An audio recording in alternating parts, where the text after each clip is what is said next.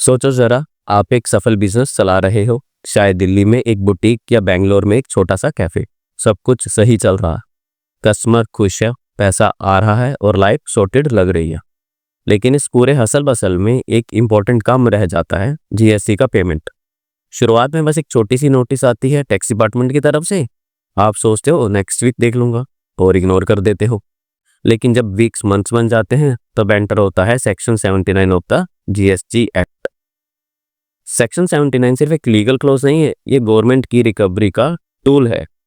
जब tax payers अपने GST dues नहीं देता तब सरकार इस पावर का यूज करती है टैक्स रिकवर करने के लिए। अब बताते हैं हम आपको ये कैसे।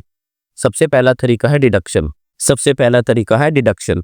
अगर आपको गवर्नमेंट से कोई रिफंड मिलना है तो वो डायरेक्टली उसमें से आपका पेंडिंग टैक्स काट लेते हैं।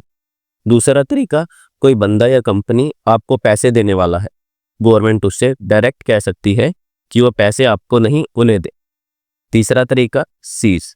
अगर टैक्स अमाउंट बड़ा है तो आपका माल, मशीनरी या व्हीकल तक सीज किया जा सकता है। और अगर बात यही नहीं रुकी तो आपकी प्रॉपर्टी मूवेबल या इमूवेबल अटैच करके ऑक्शन भी की जा सकती है। लेकिन डरने की जरूरत नहीं है। सेक्शन 79 एक प्रॉपर लीगल प्रोसेस फॉलो करता है। आपको नोटिस दिया जाता है, यूजुअली ये 14 दिन का होता है। आप रिस्पॉन्स दे सकते हो, अपील कर सकते हो या ड्यूज क्लियर कर सकते हो। इसका मकसद पनिशमेंट नहीं, अकाउंटेबिलिटी है।